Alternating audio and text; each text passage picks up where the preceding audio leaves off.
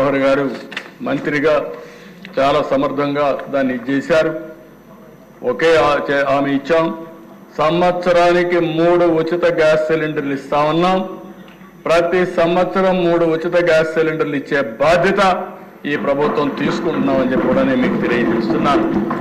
కొంతమంది తెలియని వాళ్ళు మాట్లాడుతున్నారు, ఎక్కడిచ్చారంటారు. ఇది క్యాష్గా చేతికి ఇవ్వడానికి. గ్యాస్ తీసుకుపోవాలంటే సిలిండర్ కావాలి.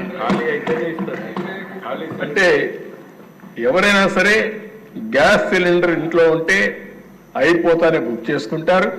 బుక్ చేసుకుంటే గ్యాస్ వస్తుంది. దశ మేము ఏదైతే చెప్పామో చెప్పినప్పటి నుంచి ఇప్పటి వరకు 42,40,000 మందికి గ్యాస్ సిలిండర్లు బుక్ చేసుకున్నాం. వాళ్ళకందరికీ ఇస్తున్నాం.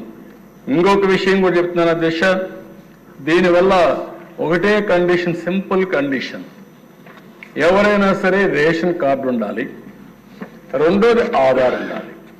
ఈ 2 ఉంటే అందరూ ఎలిజిబుల్. మీరు కూడా చెప్తున్నా, ఊరికే విమర్శలు చేసేది మానండి.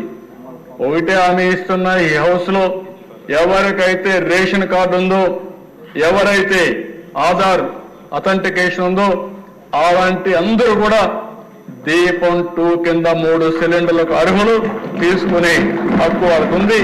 ఎవరైనా ఇవ్వకపోతే దబాయించి తీసుకోమంటున్నా.